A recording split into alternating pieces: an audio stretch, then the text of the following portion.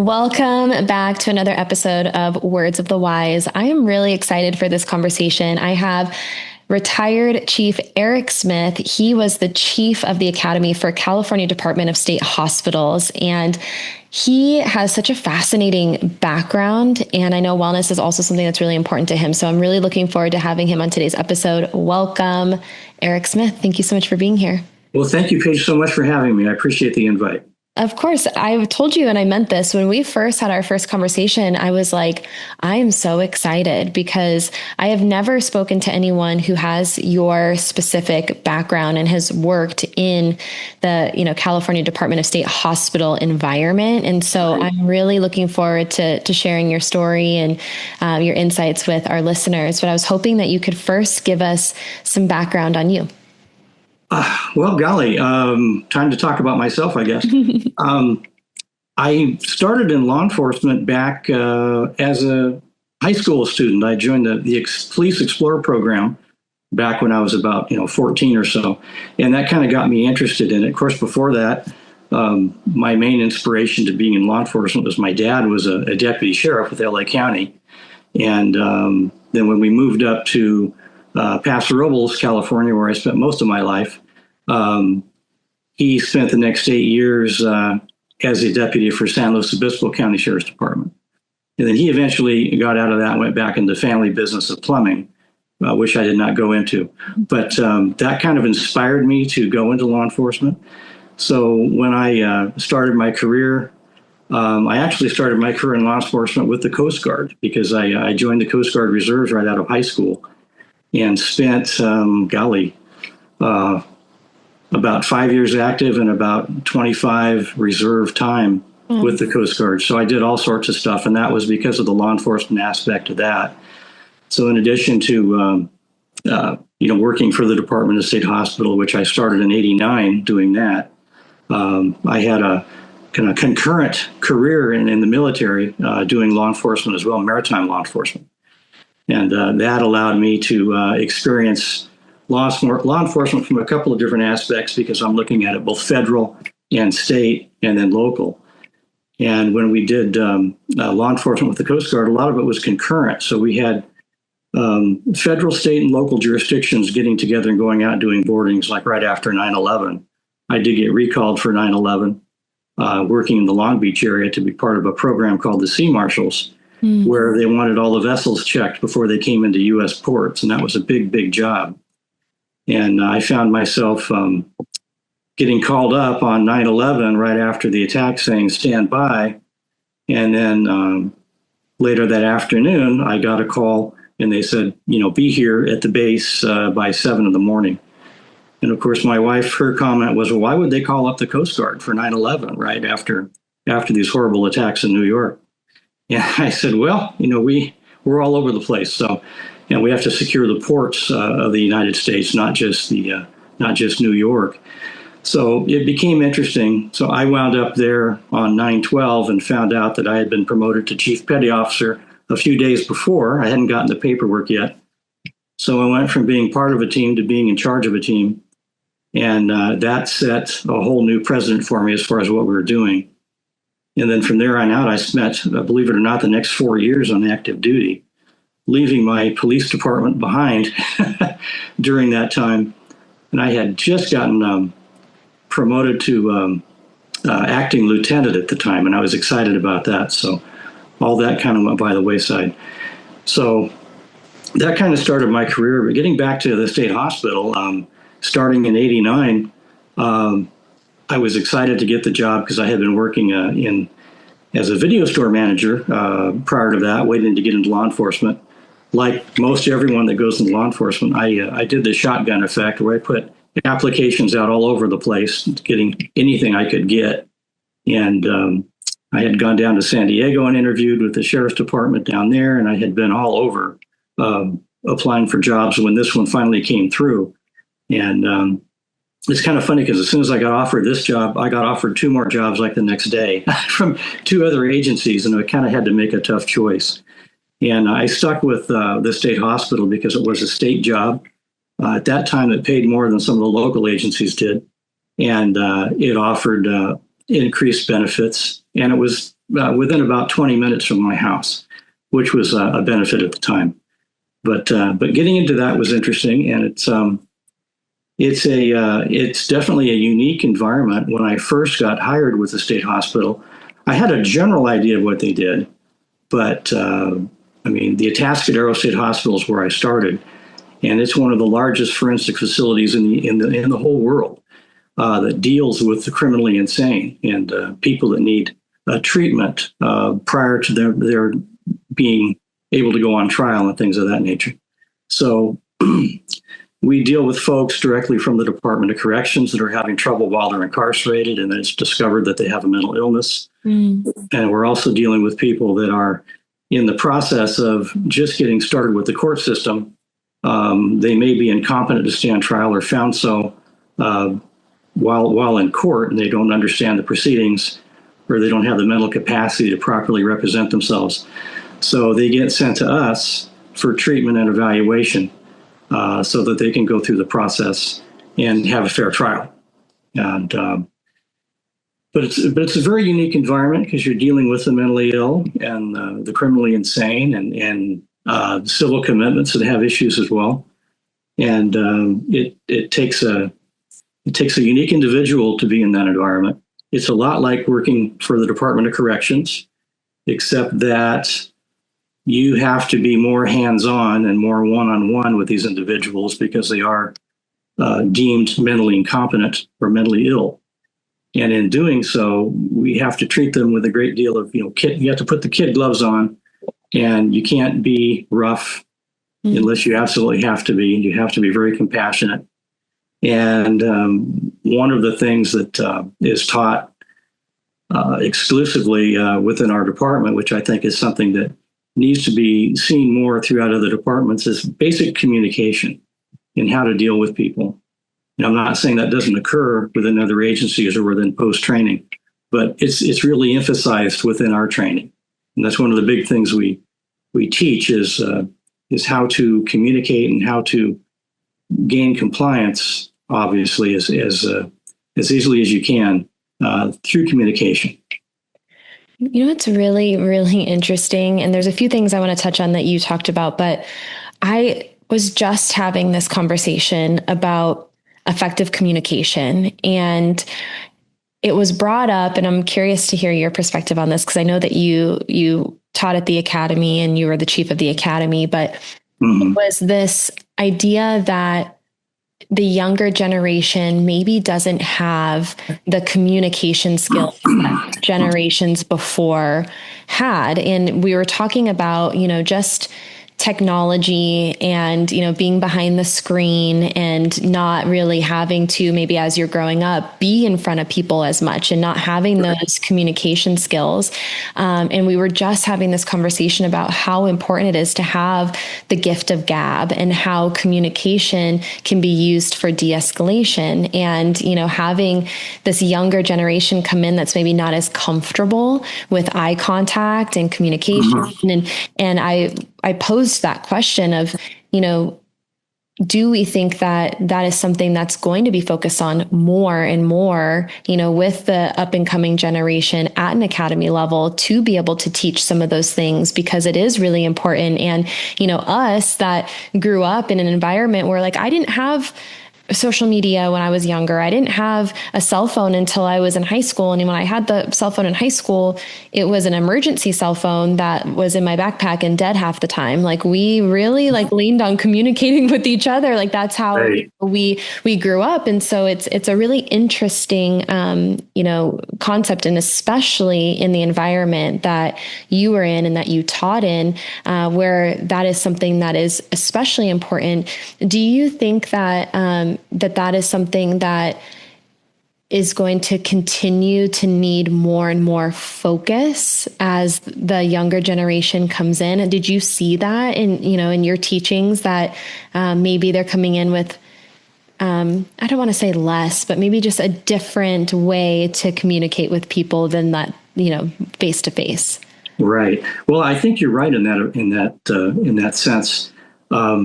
We all rely so much on our electronics nowadays. We have computers everywhere. We have cell phones, which have more memory in them than most computers that we used to have a few years ago. And it's just incredible, the information that's at our fingertips. And one thing we talk about in law enforcement is information overload. You can almost get too much information. And then you have to go through that and try to discern which information you're going to use, just like you would within any type of social media application. You get inundated with this all sorts of stuff. And I think the young people today are dealing with that. But I think they're equipped to deal with it. And I think they're better equipped than people from my generation. When I started in law enforcement, it was 1989. Computers were a relatively new thing. And our department, we were still writing reports by hand.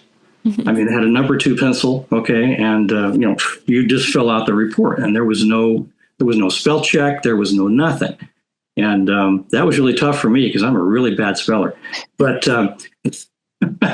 good old dictionaries every time.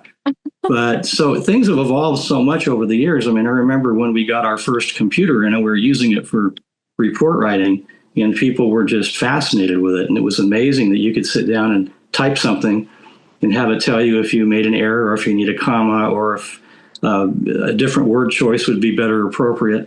And that technology has revolutionized law enforcement and made it a lot easier. As far as social media goes, I have a joke I have with the cadets all the time, and it was like they would ask me about social media, and I said, "Oh yeah, you can keep your MySpace page." And most of them go, "What? What's MySpace?" Okay, I mean, I grew up with, I had MySpace. They don't even know what it is anymore. So, but as far as the social media, I think that's something that. And technology itself, it can be a double-edged sword. It depends on how it's used. It can be a big benefit to someone if you want to self-educate.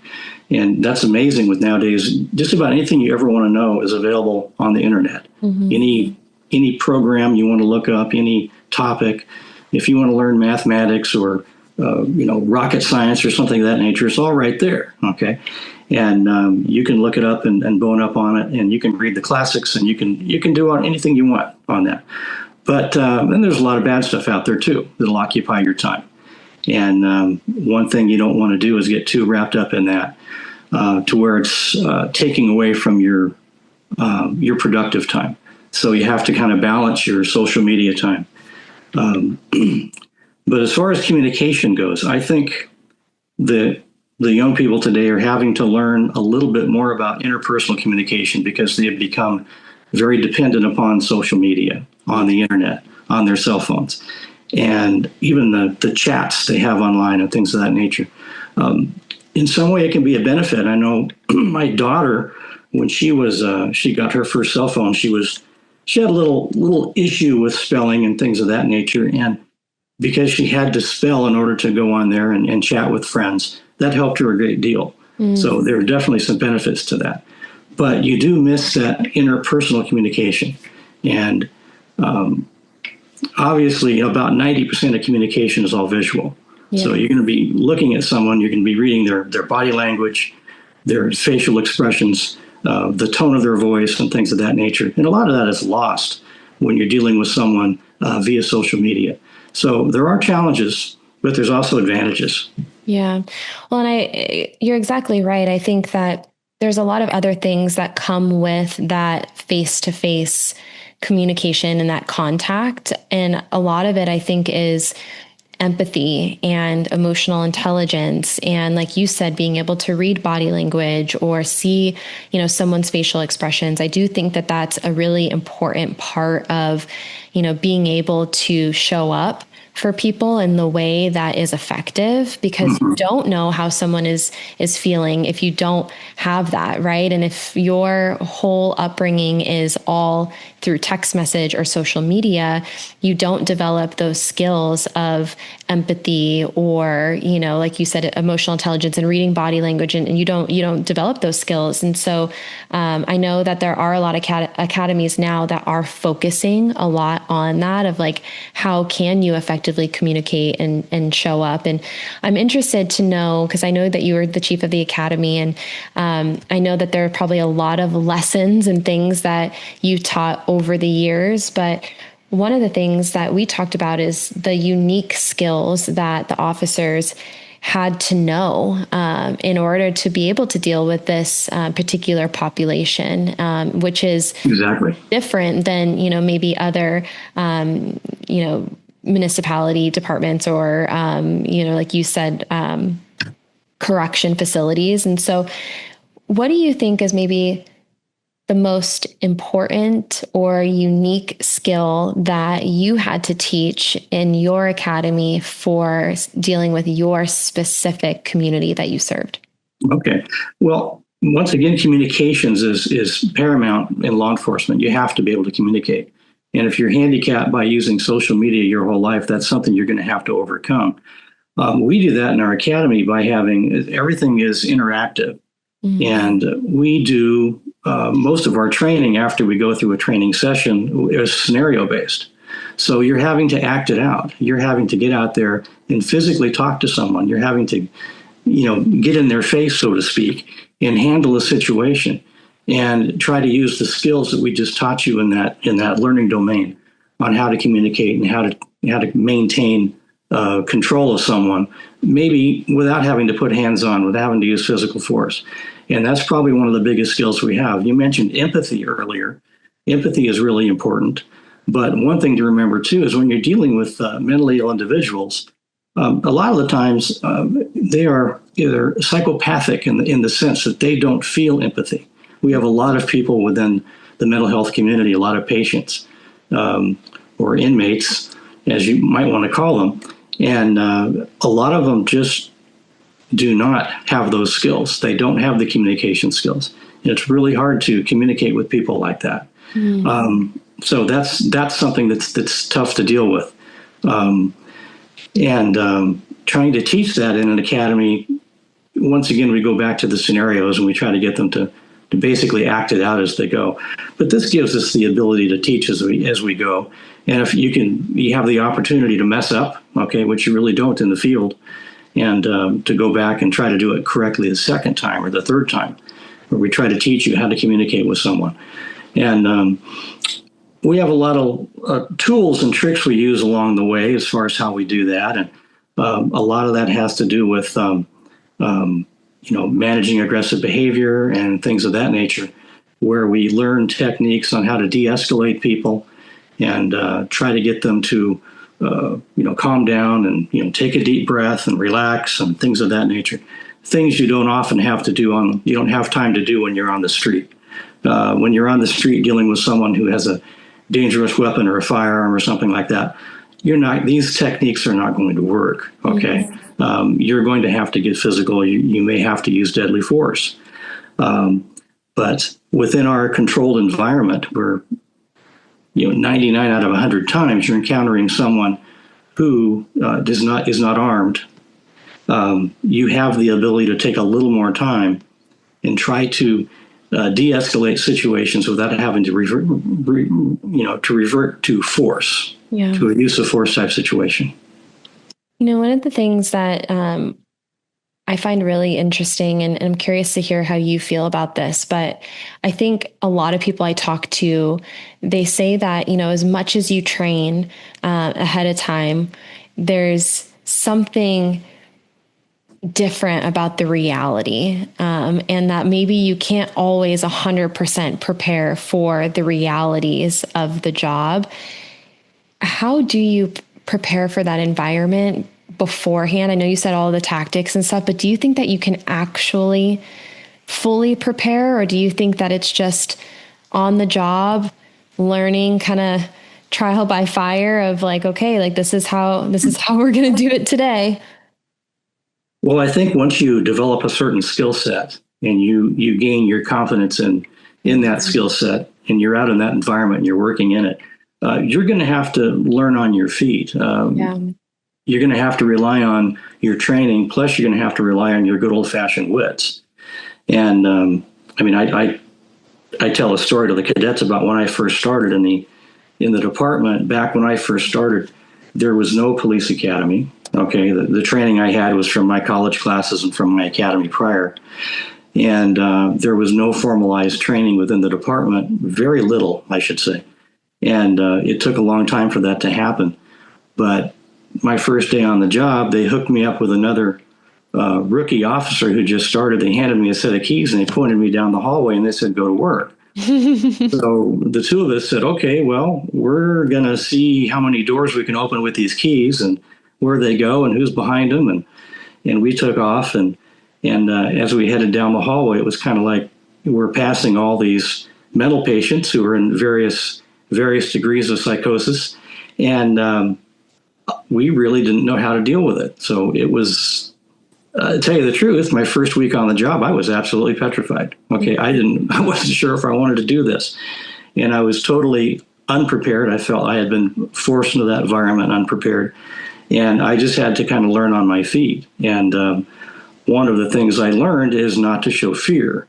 And that was one of the first things I took upon myself really quick. And I use being a science fiction fan, I use a lot of Star Trek analogies, and I put up my shields. Okay, in Star Trek, the ships all have shields to keep from getting attacked. Well, I put up my personal shields, and to me, my personal shields was my ability to masquerade as being more confident than I really was inside. I couldn't show my fear, but I had to show that I was confident and competent to walk down that hallway. So I put up my shields and I put my phasers on stun. Well, what does that mean? What's a phaser? Well, in Star Trek, they use these things called phasers, which is both the main energy weapon on their ship and also the little handheld device that Captain Kirk would use to stun someone or disintegrate them, right? So you can set your phaser to stun if you don't want to hurt someone, but you want to protect yourself from them, or you can use deadly force. Well, we didn't have the deadly force option in those hallways, but I always had the ability to control my voice, and that was my phaser.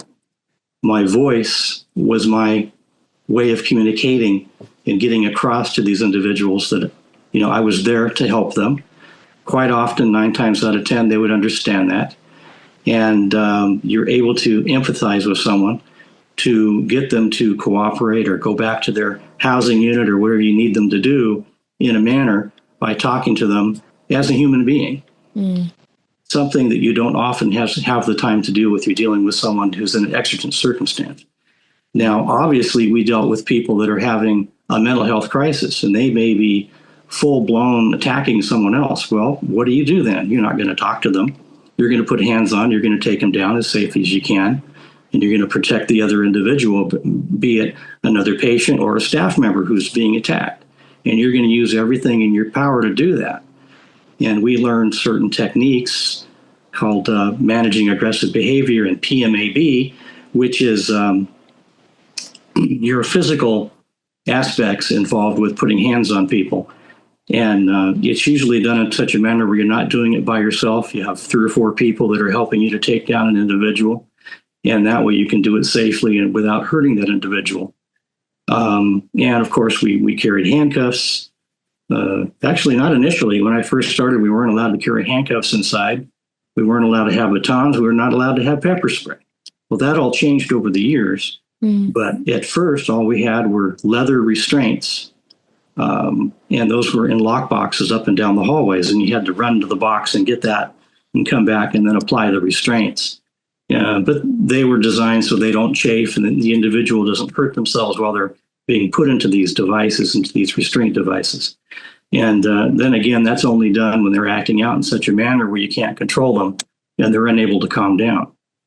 And so that's just a couple of things that we used to do. And one thing I used to tell the cadets is just to, get your confidence up, get your shields up, keep your phasers on stun, don't have a sharp tongue, treat these individuals like people. And 9 times out of 10, you're going to come out of this okay. Yeah.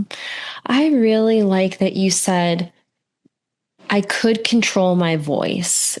I've talked about this a few times, and there are so many things in life, whether that's your personal life or your professional life, that you cannot control. You can't control the behaviors of other people, right? And of course, we're giving an example of what you were seeing professionally. You have no control over how that other individual is acting in that moment. But what you do have control over are your actions and your reactions to those things, right? Exactly. And it's the same in your personal life. I've said this before, but it was really a pivotal moment for me. It was kind of like that, like, okay, like that step back moment where, I had someone kind of call me out, and they were like, "Hey, like, I know that you're not happy with the situation right now, but the way that you're acting and the way you're speaking is not cool." And Right. you do have control over that. You do have control, even though you don't like the situation, even though you're upset, you do have control over how you respond to the situation. And it was that moment for me of like, you're right. There's so many things that we can't control, but I love how you said, I was so scared, and I couldn't show fear. And I had, these strategies of protection. But what I realized in that moment is I had control over how I treated someone,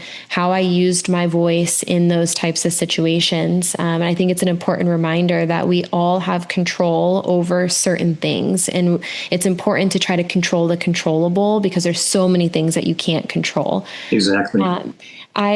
I'm curious to know, because you had that experience where someone tossed you some keys and said, "Good luck, kid, figure it out." And you were like, wow, I was petrified. I had no idea what to do.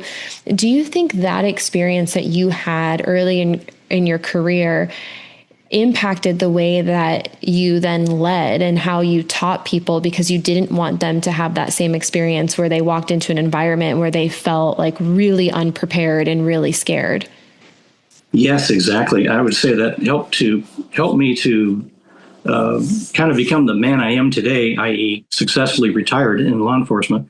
But that's one of those lessons that you carry with you for your entire life. And it's kind of like, okay, if you ever had a bad boss, right? It's like, oh, I'm never going to be like this guy. Okay. Well, this was that kind of an experience. Here's the keys, kid, go to work.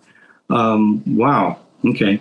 When I had the opportunity, after being with the department for a while, they decided to have an FTO program, to start a field training officer program.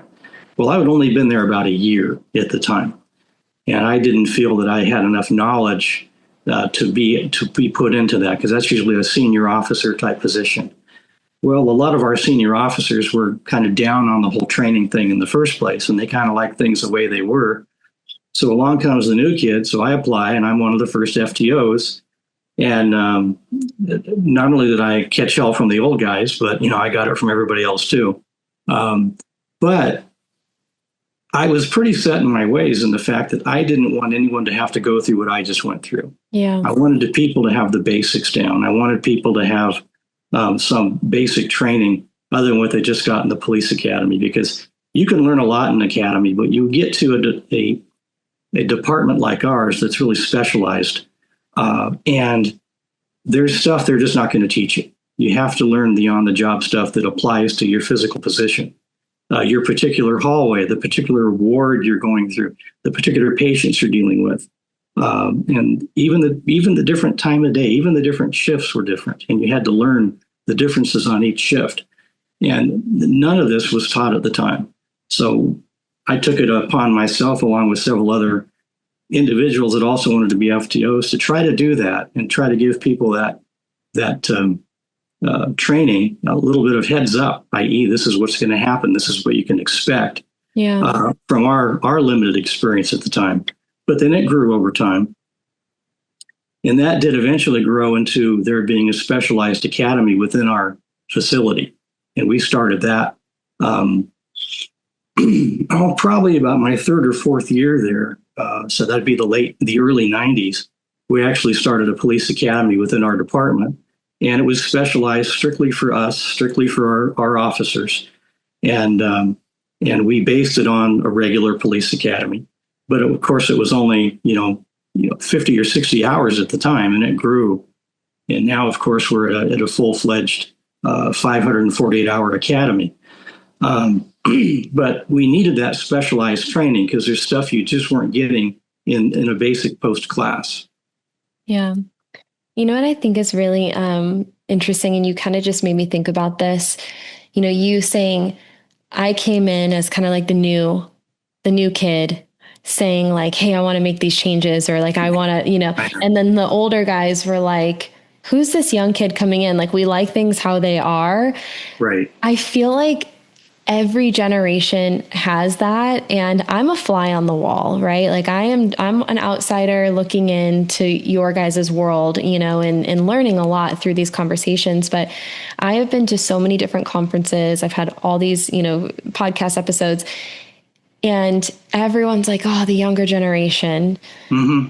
And I'm like, that the older generation thought the same thing about you guys, right? Like every Exactly. every new generation coming in, Yeah. I think everyone's like, man, like, but I think that is what is so cool about progress and making positive changes and steps forward in any type of working environment is, how can you take some of those new and fresh ideas and apply them in a way that is beneficial and maybe more effective? And sometimes it's not. Sometimes maybe someone is going to come in with an idea that's maybe not better than how it's done currently. But I think having that open-mindedness to change and to doing things differently based on, different perspectives is important.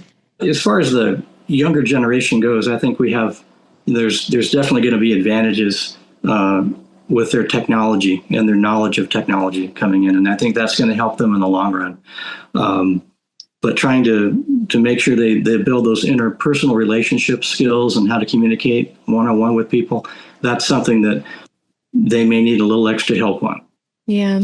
I'm curious, how do you balance? We talked about this a little bit about having empathy and compassion and treating people like human beings. And I think anyone who's listening to us, like regardless of what agency or department or career path that you're in, I think that message of treating people with dignity and respect and like they're human beings is an important skill set to have. But how did you balance compassion with doing the job safely and effectively? That's something that took a little time for me because, being new to that field, I wasn't sure what to expect from these individuals. And obviously, you're trying to treat everyone the same. And it's really hard to do when you know what a person has done. So, pretty much working within a facility like that, that every time you're stopping with a patient, they've committed a felony or worse. Okay. Mm-hmm. So, what you don't want to do is get wrapped up in what their actual crime was, what their actual criminal offense was, because then it's very hard, at least it was for me personally, to look at them as anything other than that crime. Yeah. And it took a great deal of effort on my part to be able to look past that and to look at them as an individual, even as a human being sometimes, based on some of the heinous nature of the crimes that they'd been involved in, and treat them, with empathy. And I will never say sympathy, but definitely empathy. Yeah. I mean, I will not sympathize with them. 9 times out of 10, these folks are there because of things they did, and they need to be incarcerated for doing it, mental health or not. And a lot of the times, these mental health issues didn't manifest themselves until after they are incarcerated, and that's something to consider. A lot of them didn't commit these heinous acts while they were diagnosed mentally ill. It was something that came about after the fact. And that's another whole topic of conversation. But it takes a great deal of effort to do that. And you have to search your soul sometimes to find the strength to deal with people that have done heinous things and try to treat them as individuals. Yeah. Thank you for making the distinction between sympathy and empathy. Yes. Because they are very different. Feeling sorry for someone versus like, trying to understand maybe where someone's coming from in that moment, so thank you for making that distinction of sympathy and empathy and saying, hey, like I could show empathy for someone, but not necessarily sympathy all the time. Right. Exactly. What was it like for you mentally, emotionally, to be in that environment for so long? And what were the resources that helped you to, get to the end of this career. And now I know you're retired and you're enjoying that, but I would imagine being in that environment takes a toll on you. And so what was that like? And how did you thrive throughout your career in that environment? Well, I think one of the big things that helped me to thrive and to survive within this environment was by teaching others, by becoming involved in educating the new folks that were coming on board with the department, and then later on with the academy. I started teaching at the academy as soon as I had one, and it was, they always talk about the best way to learn something is to teach it, and you become an expert in that field.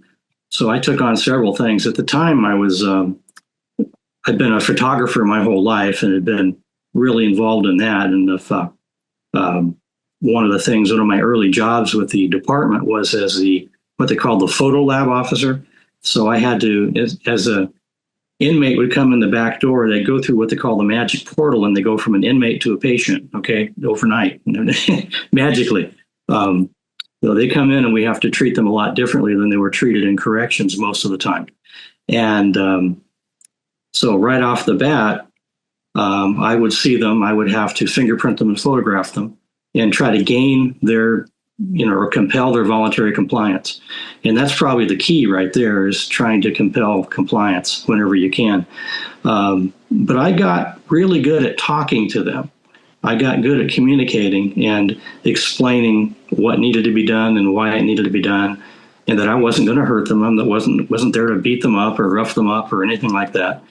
And it became a challenge to me to try to get through to some of these more difficult patients, to get them to comply. And I actually got pretty good at it, and I was able to help other people get good at it when it comes to communicating. And I think that was a skill that I had to develop kind of on my feet in order to survive. In order to make it to retirement, I had to develop this skill. But it wasn't anything that was really taught to me. It's something I kind of had to learn as I went. But as I learned, I would try to teach. And teaching has been one of the things that's helped me get through this, what can be a very stressful environment. Because we've had a lot of incidences where people have been seriously hurt or killed within our facility. And you can never let that slip out of your mind. You always have to keep that sharp edge. No matter how at ease you may feel walking down a hallway, you should never be at ease walking down that hallway. You should never be at ease making that traffic stop, which is never routine.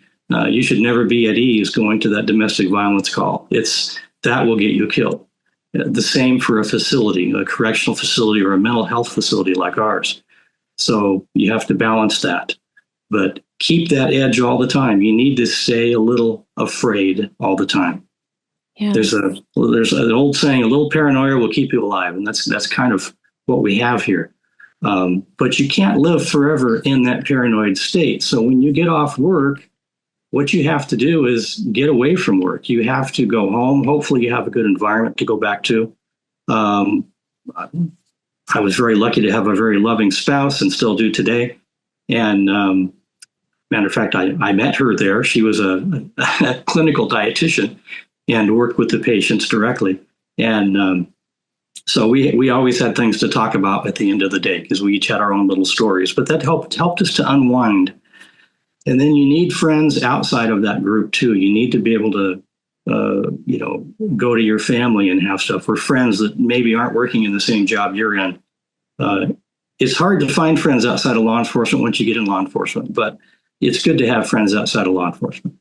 And you have to do other things. You have to de-escalate. You have to be able to unwind and hopefully not have it lead to an alcoholic addiction or something of that nature. Yeah. So, it's interesting. Well, one, when you were like, I met my wife there, I was like on the edge of my seat. I'm like, it could have gone like either way. And I'm like, wait a second, hold on. But that makes total sense now. I think everyone's that's listening for a second. We're all like, exactly. I met my wife at the mental hospital. Right. I know that's a kind of a family joke. But you have to realize this facility had about 2,700 civilian employees working in it, including a law enforcement department that had less than 50 personnel. Okay. Out of 2,700, I was one of those 2,700, but I was only one of 50 law enforcement personnel within the facility at the time. It's grown a little bit since then, but not too much. Yeah. And so you're dealing with a lot of other disciplines. You're dealing with psychiatric technicians and doctors and nurses. And as I mentioned, clinical dietitians and anything that might be needed to run a facility.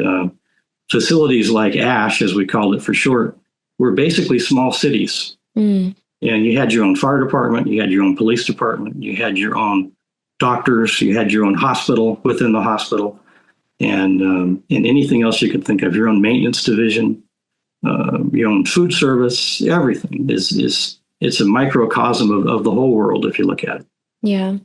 I really appreciated that you talked about some interesting concepts of wellness and how you get through something. And, you saying like learning and education and teaching was something that helped you, but then also being able to down regulate and shut it off when you're not there, Right. And I think that down regulation at home can look so different for everybody. I've had so many different conversations with people who are like, I like to go hiking. I like to knit. I like to, there's always these like kind of decompression things that people do that help them with their health. But one of the core things that I think is the core to a lot of them is this like idea of being really present and mindful in the environment that you're in when you're not at work.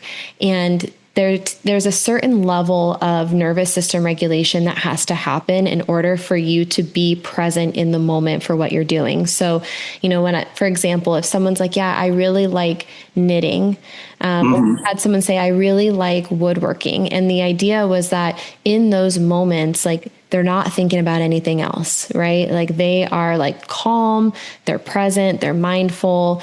And then the same goes when you're like, yeah, like, I really enjoyed my time like with my wife, and we'll sit there and, just be with each other or be able to like talk about some things. But it's this nervous system regulation that has to happen, because what you said before is, that a little bit of paranoia or, having to be hypervigilant all the time when you're at work. So the ability to kind of bring that back down to like this resting space, whether that's spending time with family, friends, doing some sort of activity, whatever that is for you, trying to come back to that kind of like rest and digest baseline so that you're not hypervigilant all the time. Maybe it's something where you have to be like that when you're at work.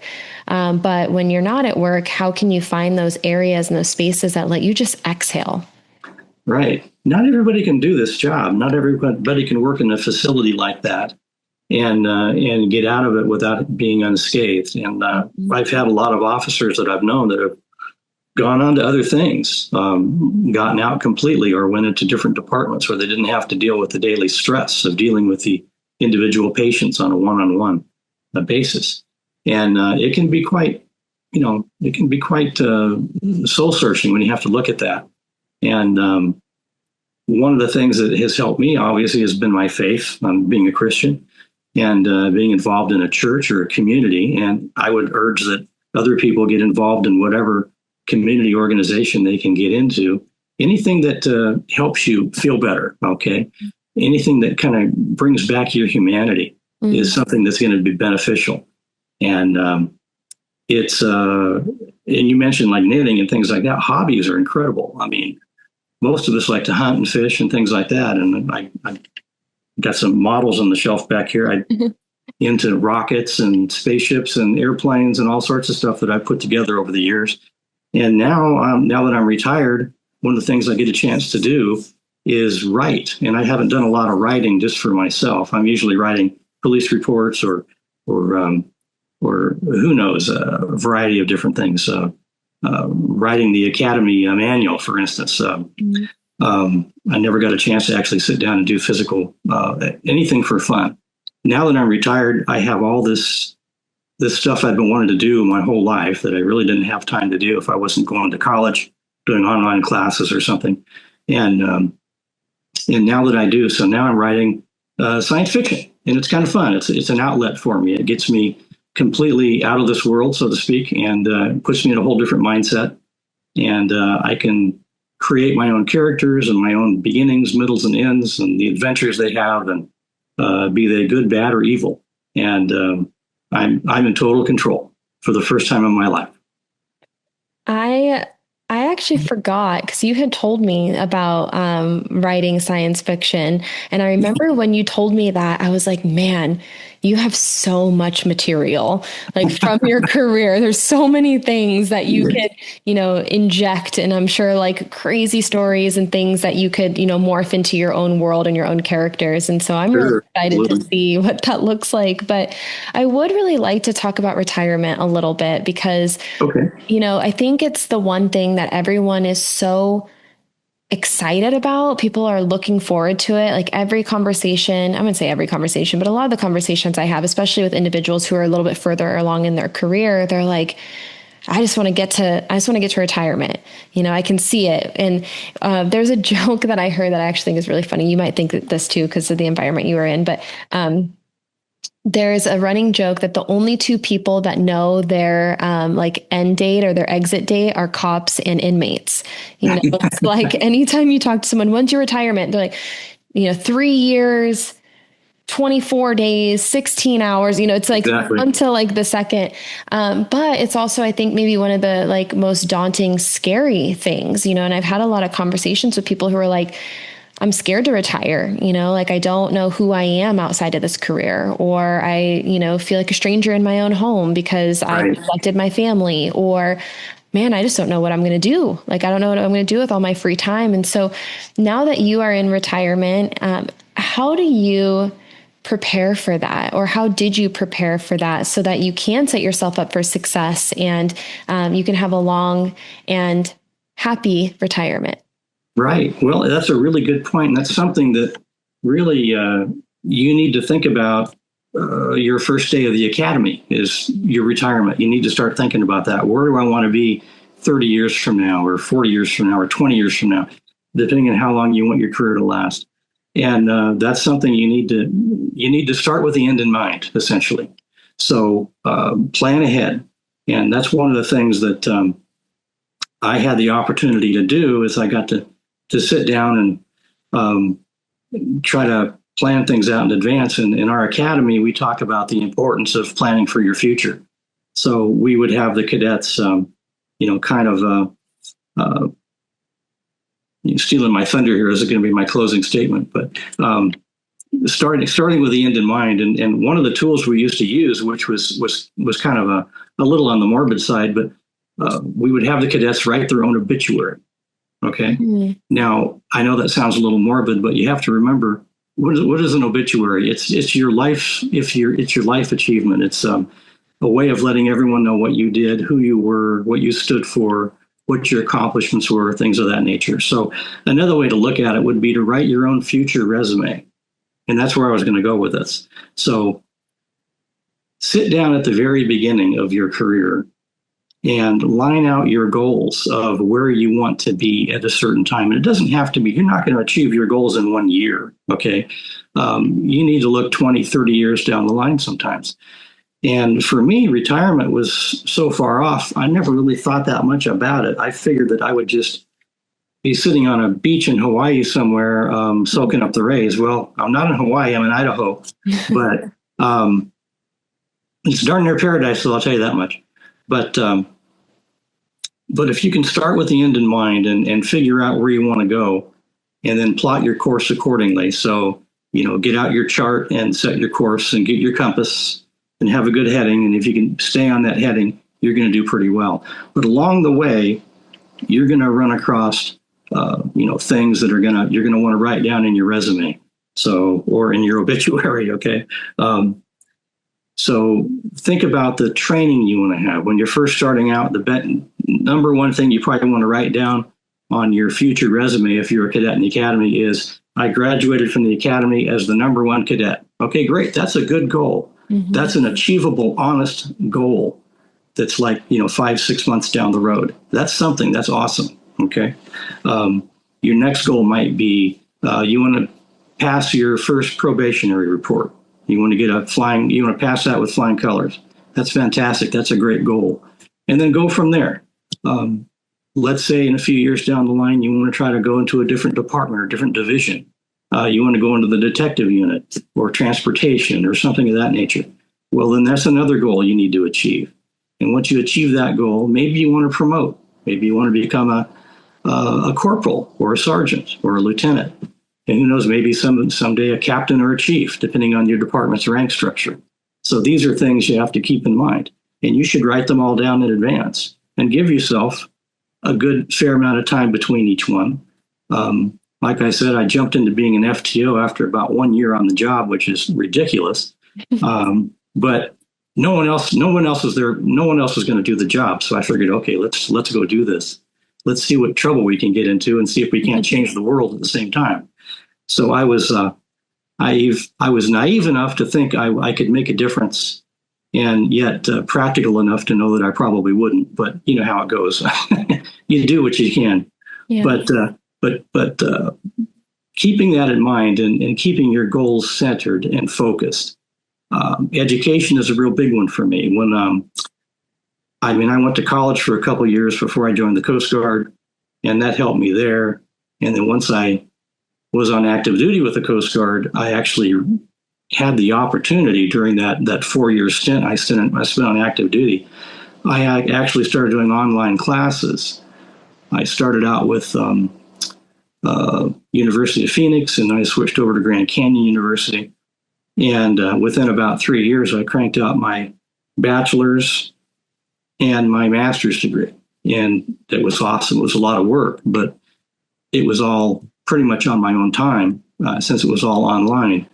And I would encourage everyone to do that. And it was something that you could do while you're working, if you got a laptop with you somewhere, if you're on patrol or whatever, you could probably take a few minutes and sit down and crank out a little homework somewhere safe in the field or back at the department and get some stuff done and apply your field experiences to your homework projects. There's a lot of things that apply directly across there, especially if you're pursuing a degree in criminal justice or leadership or something of that nature, where you can take your lessons and apply them and write them down and send them into your professor.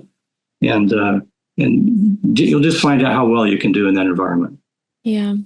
I appreciate you saying, because I think that we all want to change the world.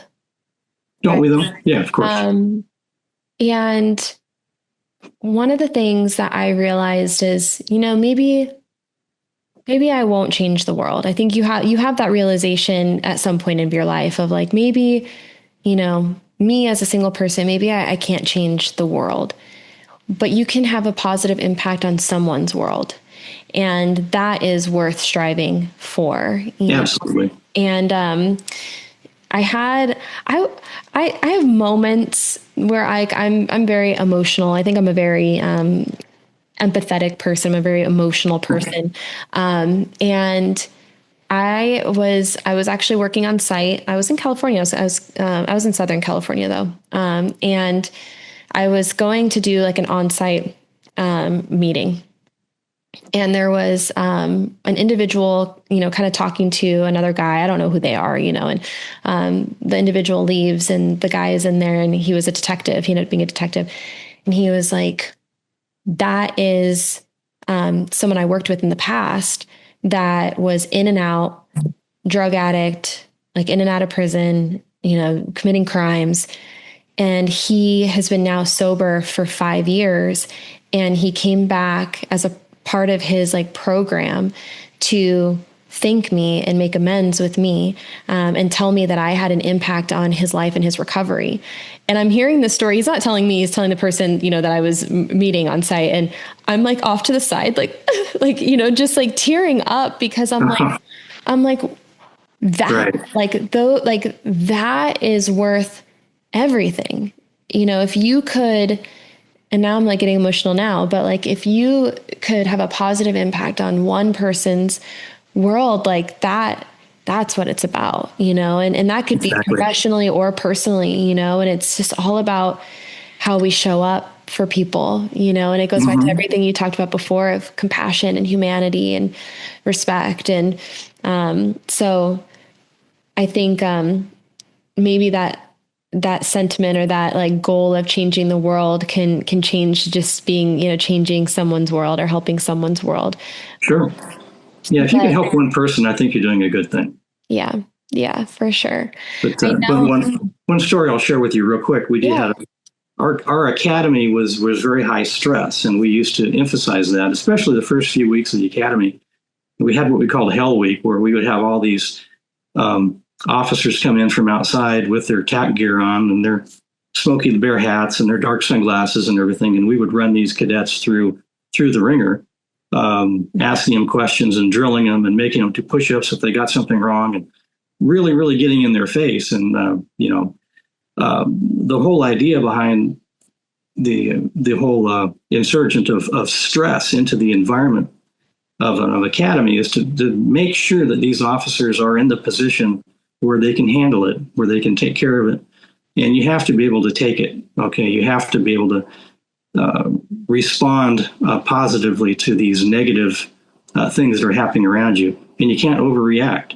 If a cadet were to haul off and punch an officer, attack officer, that's going to be their last day at the academy, because that tells us right there they're not going to be able to handle some irate citizen that's coming up and screaming and yelling in your face. Right. And you look at television now and you see the officers out there that are being spat on and protested against on a daily basis, and these people have got nerves of steel, and they're not responding. They're not responding in kind. They know they have to be professional. But that takes a certain caliber of person, especially within a mental health facility, because you could be dealing with anything, any type of situation you could think of. A person could be, having an emotional issue, responding to internal stimuli, as we like to say sometimes, and you will have no idea why they just go off the way they do. And you have to handle it appropriately. You can't overreact, and you can't respond with brute force all the time. Sometimes you have to use some finesse. Yeah. The same goes for getting through life. Yeah. And I know, you had mentioned some of your words of wisdom already, but I'm going to ask the question because I really love having like this as kind of the signature, and you can feel free to add anything you'd like. But my final question for you is, what words of wisdom would you share with someone who's earlier in their career? Maybe something that you wish you would have known earlier, or something that's helped you along the way. Well, yeah, I put a lot of thought into that, and I kind of already gave you my answer, where I talked about starting with the end in mind. Mm-hmm. And I think it's really important to do that. Your first day of the academy, you need to be thinking about the future. You can't be thinking about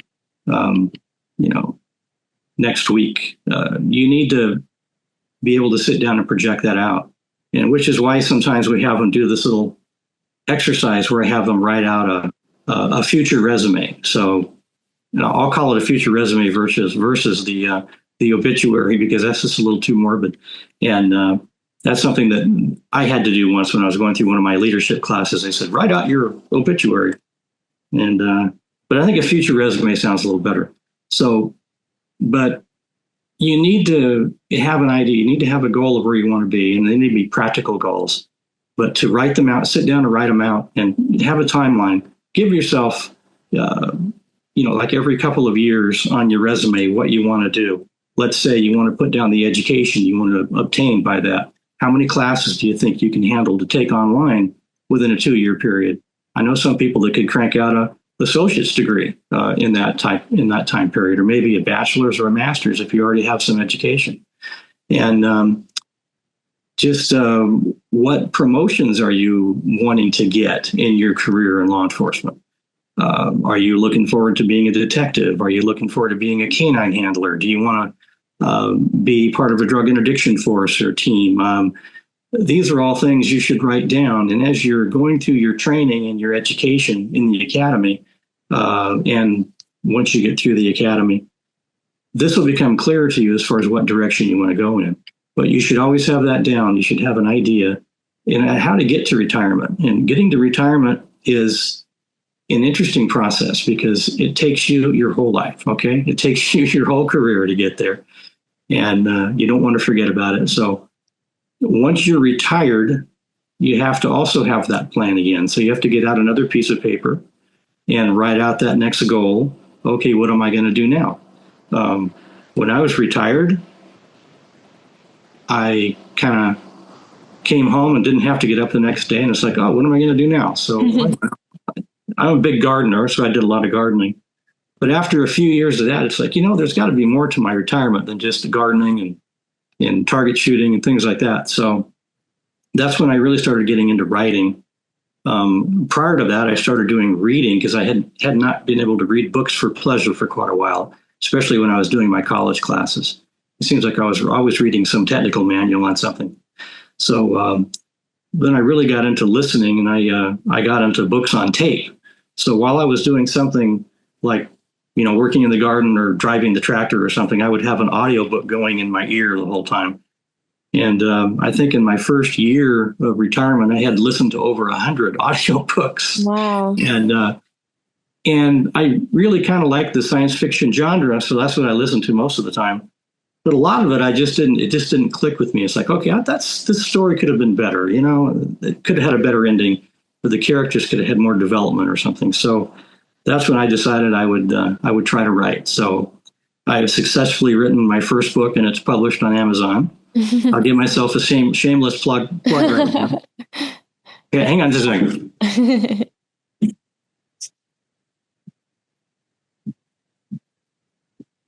There you go. There it is right there. That's amazing. Argo, the Cirrus Prime Incident. This is a kind of a fun book, science fiction based about 200 years in the future.